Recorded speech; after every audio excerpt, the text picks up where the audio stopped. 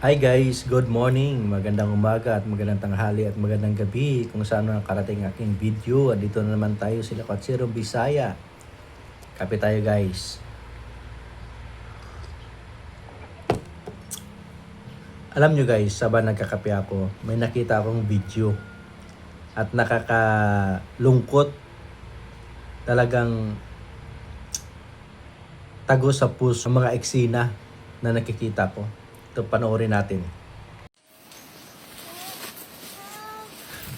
May tao, may tao. May tao, may tao. Tayo, tayo. Okay, okay, we're here. Anong pangalan mo? What's your name? Chantal. What's your surname?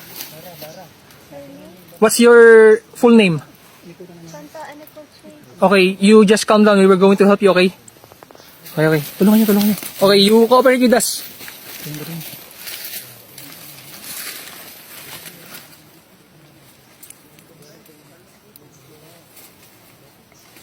Careful, careful.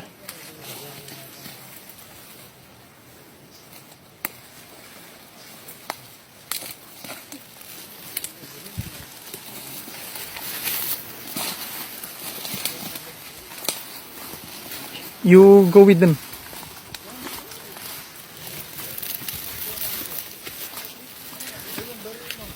Uy, mag-ready ka na pagkain dyan.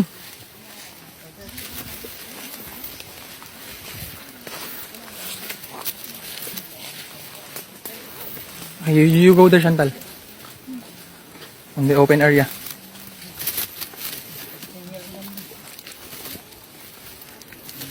There, you wear your slippers.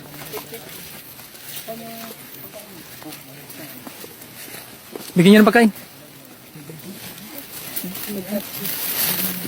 You eat.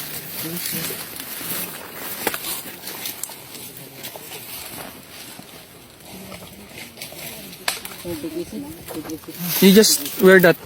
Kainin. You eat first.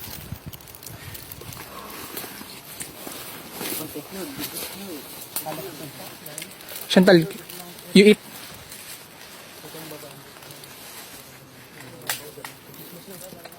Yung isang squad mag-scour.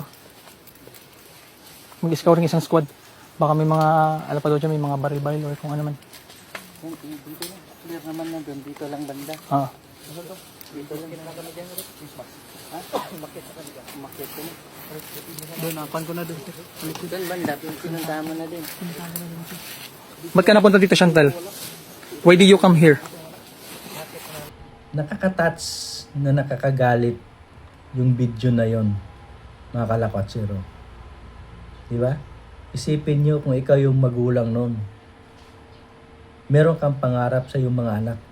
Diba? Pinapunta mo ng universidad para matupad ang kanyang mga pangarap. Tapos ganun lang makikita mo sa bundok. Nakakainis yung pumatay ng NPA. Yung bata na yun, isa yun siya sa mga na-brainwash na mga NPA, na mga makakaliwang grupo, mga kabataan party list, mga ACT teachers, nakasama nila Franz Castro. Tapos ngayon, sasabihin ni Franz Castro na Kasalanan daw namin yon, pinalakad daw namin. Pero that's... sila yung biktima. Diba? So feeling nila sila yung victim, no?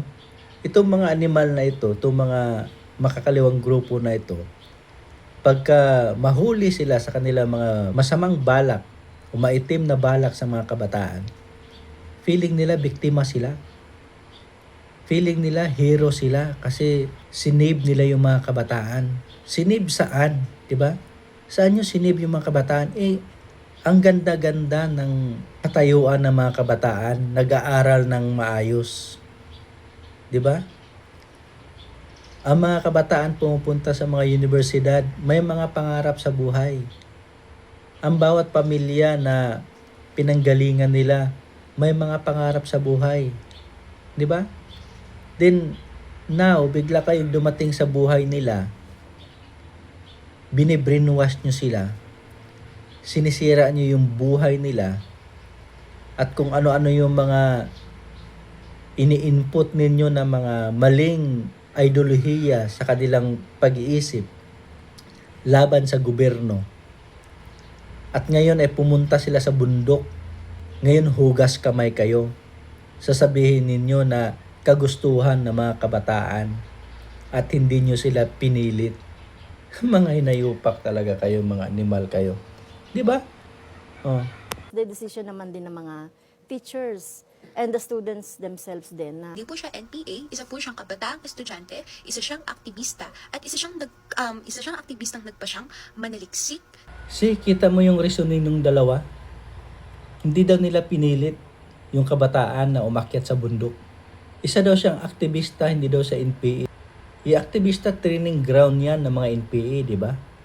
Yan yung mga frontliner nila. Mag-rally-rally kayo dyan. Gumawa kayo dyan ng kaguluhan. So ngayon pagka magiging wanted na kayo ng pamahalaan, akyat na kayo ng bundok. Diyan sinisira yung kinabukasan ng mga kabataan. So paano nyo ngayon masabi na sinave ninyo ang kabataan? Ni kayo mismo ang sumira sa kanilang kinabukasan, mga inayupa kayo, di ba? Pero sa totoo lang mga kalakwatsero, wala tayong ibang sisihin dito. Mahalaan ni Bongbong Marcos. Kasi alam nyo kung bakit? Kung bakit lalong lumakas ngayon yung mga NPA na dati-dati naman sa time ni Pangulong Duterte, malapit na itong mawakasan, itong problema ng insurgency. Malapit na mawakasan. Kaya nga nabuo yung NTF-ELCAC, di ba? Para ma-address kung ano man yung mga problema at kung ano yung hinagpis ng mga mamamayang Pilipino sa kabundukan, sa mga barangay, di ba? Yun ang layunin ng NTF-ELCAC para i-address ang kanilang panawagan sa gobyerno. Yung mga land grabbers na yan, issue ng land grabbers, issue ng farm to market road, nabigyan na yan ng atensyon ng gobyerno sa time ni Pangulong Duterte. Kaya nga marami nagsusurinder ng mga NPA, di ba? Nagbalik loob sa pamahalaan. Kasi kung ano yung mga ipinaglalaban nila, ibinigay ng gobyerno. So ngayon, nung dumating si Bongbong Marcos, tinanggal lahat yon. At ang ginawa ni Bongbong Marcos, nangulimbat siya ng pera sa kaban ng bayan. Na which is gustong-gusto ng mga NPA yun para magiging rason nila sa mga kabataan na talagang pinabayaan ng gobyerno ang bansang Pilipinas. Pinabayaan ng gobyerno ang mga maralitang Pilipino. Di ba? Yun yung dahilan nila kung bakit umaklas sila sa pamahalaan, kung bakit nagrebuilde sila dahil sa kakulangan ng atensyon ng gobyerno. So ngayon, ibinibalik ni Bongbong Marcos yun. Diba? Instead na ipagpatuloy niya yung kagandahan ng layunin ng NTF-ELCAC, nawala yun. Diba? Kasi ang focus ni Bongbong Marcos, ni Romualdez is mangurap. Ubusin ang pera sa kaban ng bayan. Kaya sa kanilang kasakiman, sa kapangyarihan, di ba? Nakikipag-alyansa sila sa mga leader ng NPA. Nakipag-alyansa sila kay Franz Castro, nakipag-alyansa sila kay Satoru Campo, nakipag-alyansa sila sa mga kung sino-sino pa yung mga leader diyan para mananatili sila sa kapangyarihan. Which is gustong-gusto ng mga NPA yan na masira yung bansa natin. Di ba? Kaya dito mo makikita guys na talagang yung confidential fund ni BP Sara, ang arkitekto noon, ang mga NPA. Sila yung nagsabi kay Bongbong Marcos na ibigay sa alanganin na pagkakataon or panahon ang confidential fund ni BP Sara para gamitin nilang propaganda yon kay BP Sara. Di ba? Kaya kita mo kung sino yung mga grupong interesadong malaman kung saan ginamit ni BP Sara ang kanyang confidential fund. Di ba mga NPA, mga party list dyan sa Congress? Sila yung gustong malaman kung sino yung beneficiaryo ni BP Sara sa kanyang confidential fund. Kasi ang sabi naman ni BP Sara, ginamit yon sa mga universities kung saan rampant yung recruitment ng mga NPA. Hindi sila makaporma that time eh. Di ba? Kasi sila yung pinupukusan sa confidential fund ni BP Sara. Kaya ganon sila galit na galit kay BP Sara. Kaya kita mo ngayon, wala na yung confidential fund ni BP Sara. Hindi na siya nakakapag-investigate sa mga schools and universities. Di ba? Kita mo? Sino yung mga nasa bundok? Mga estudyante. Diyan mo makikita kung gaano kahinayupak.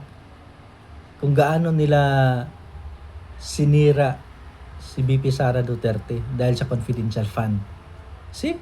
Kaya kayong mga loyalistang tanga, kayong mga taong bayan na nagbabayad ng buwis sa gobyerno, kayong mga kababayan, mga taong bayan na nagko-contribute sa PhilHealth, nagko-contribute sa kung ano-ano po yung mga contribution sa gobyerno, gumising na kayo.